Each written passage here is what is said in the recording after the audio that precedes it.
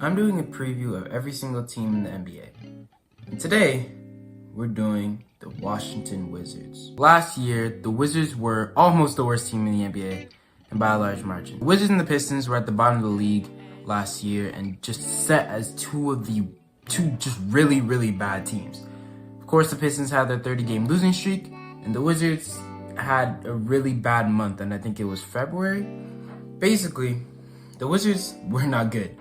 And they didn't really have, well, they had a bad team, of course, but they had Kyle Kuzma, they had Jordan Poole, they had Denny Dia. Yeah, that team really was bad. What the heck? Yeah, they were really bad. They did not win games. They had Trey Jones, but they did not win games. They were not good at basketball at all. And it was really disappointing. And I mean, of course, you didn't expect this team to be good, but it was just a really bad season. You don't ever want a season where you're that bad. But now coming to this year, they have made changes. They have added some solid pieces and they have added some young pieces. They got Malcolm Brogdon. They got Carrington. They got Alex Sarr, the second pick. They got Jonas Valanciunas. They got Saddiq Bey. They got a few pieces here now, and this team isn't gonna be good. They're still gonna be really bad. But it's looking better. It's definitely looking better. Bilal Coulibaly is a guy who, coming into the draft, I didn't really have him going in the lottery, or at least as high as he did. I didn't expect Bilal to go 7th. 7th was a little high in my opinion.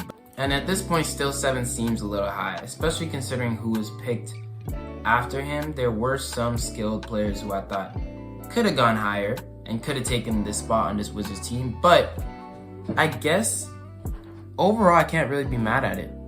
Bilal had a solid season last year. His shooting and scoring was a little inefficient, but he was able to contribute well on the defensive end. And he's so far turned into a guy who can be a nice supporting piece. I was looking at Basketball Reference and I looked at his rookie year stats and I compared them to Mikal Bridges' stats because that's what his game kind of reminded me of.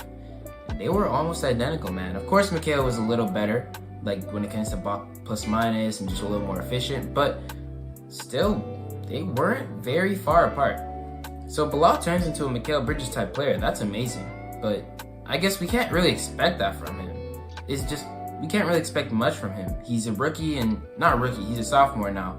But especially in their sophomore seasons, players do tend to have a bit of trouble. Now Bilal coming into his second year, of course, like I said, don't expect much from him. But his development so far has not gone horrible. And I'm curious to see what he does this year when the team actually lets him do his thing. Of course, there are other guys on this team who are going to be handling the ball a lot of the time, but Bilal is going to be one of the main focuses of this team. Developing him is one of the main things for this team right now, or at least it should be. And then you look at the rest of the team. They have some role players in Malcolm Brogdon, Jordan Poole, and Jonas, like I said before. And those guys are good. Would be really good pieces on championship teams, at least for the most part. I don't know about Poole, but Poole was a championship winning player. So at least at his peak, we know that he could be really good. Point being, these guys are good players who could be on good teams, but instead they're here in the Wizards. And for as far as I know, they're here to stay because Brogdon just got traded there. Valanciunas just signed there. And I think it's less of a they're just trying to be decent. It's more of a development thing.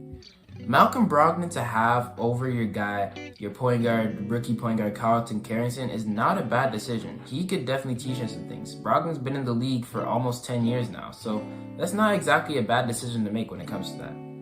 And then having Valanciunas to start over Sarr. I don't know who's going to start, but to have him in the locker room with Sarr, teaching him some things.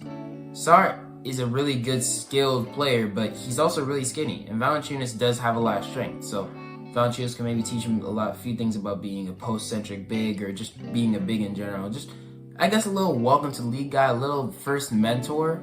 I guess I could see that when it comes to Valanciunas and Sarr. And even then, this team, you don't want them, like I said, to be as bad as they were last year. So adding Valanciunas and Brogdon does raise that floor just a little bit. Still, I don't think this team is going to be good. I do, though, really like the addition of Saddiq Bey. Great shooter. Great guy to have on any team, honestly. And now here on the Wizards, they're gonna be bad, but at least they have a shooter. I mean, I don't know. I just like that guy. I like Saddiq Bey. I've been liking him for the past few years. Ever since he dropped 40 on my Raptors, I was like, low-key, this guy's kind of nice. One thing you can say about this team is they have shooters. Well, some shooters. Corey Kispert, Saddiq Bey, Kyle Kuzma, pretty nice. And Corey Kispert going into year 3, if I remember correctly. I don't know. Hopefully we see something cool from him, but no promises, I guess, no. Or is it Johnny Davis going into year 3?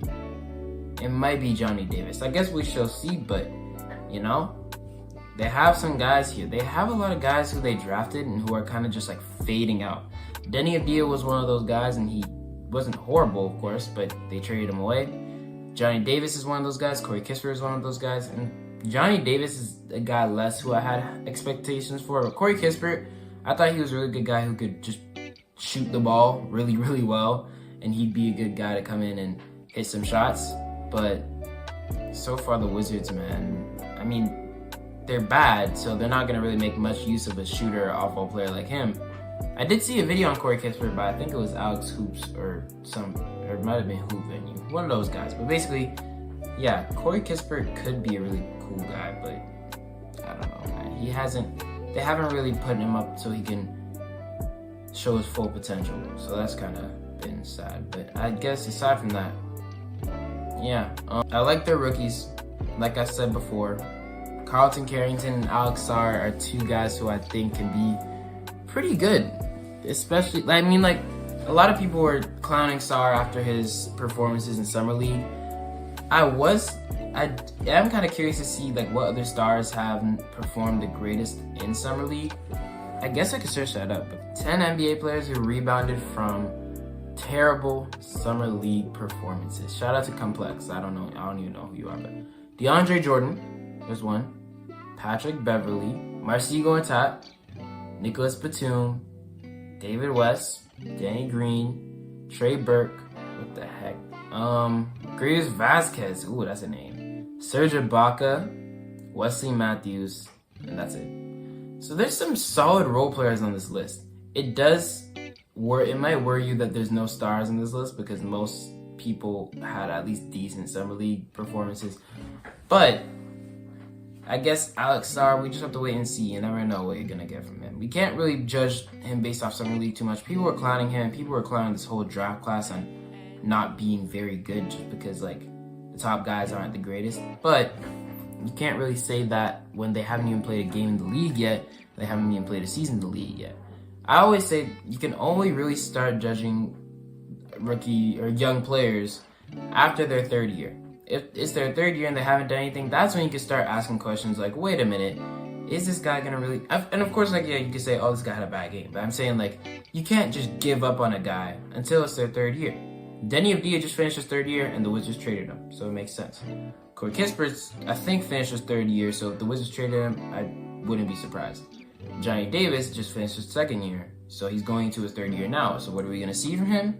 Is he going to be worth the lottery pick, or is he going to get traded? We shall see. But I think Alex Sarr, you got to at least give him a chance. Same thing goes for Bilal, same thing goes for Carrington. You got to give these guys a chance and let them at least get an opportunity to flourish, opportunity to at least play solidly. You know? I hope that makes sense. Sarr and Coulibaly are the 2 focuses of this team, but they're going to be bad. And if they can get another pick, that's great, but they don't really need one because they have a young core already. They have Coulibaly and Sarr. If they're not happy with that young core, it's funny because that's 2 French guys, by the way. But if they're not happy with that young core, then sure, they can go out and get somebody. I honestly think that Carrington might show up to be a really good, like, underrated pick that people just aren't talking about. Personally, I like him a lot. I just think that he's a really good guy to have in this Wizards team where they didn't really have a direction. They didn't really have any young star upcoming players who they were having hope in. Even the Pistons have one. The Spurs have one. The Rockets have one. Wizards didn't have that. They had Kyle Kuzma and Jordan Poole. So you always want to have a player who you can have hope in. And I guess Alex Sarr, Coulibaly, and Carrington are those 3 for the Wizards right now.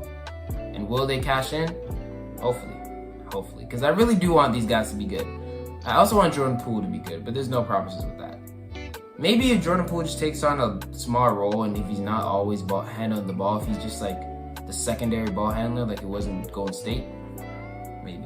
Maybe they should move Kisper into the starting lineup. That would be interesting. But I actually like that bench lineup, because right now the bench lineup, how I have it, is Carrington, Kisper, Bay, Sarr, and Rashawn Holmes. That's a really good defensive lineup in the big man's area, and a really good offensive lineup in the guard and wing. So we shall see. It's looking, you know, this team's not going to be good by any means, but they might be, if the young players actually cash in, they might be somewhat fun to watch. Somewhat. But yeah, that's about it. Give it a few years, because the young core is not horrible. Give them time. Just give them time. Out of all these guys, I'm really most hopeful for Carrington, Carrington, but yeah, we shall see. I'm gonna stop yapping now because I've been recording for like 13 minutes. Thank you so much for watching. I appreciate y'all. Hope you enjoyed. More previews coming on the way, coming today and coming upcoming days, every single day. That's at least the plan. And yeah, I'll see y'all next time. Peace.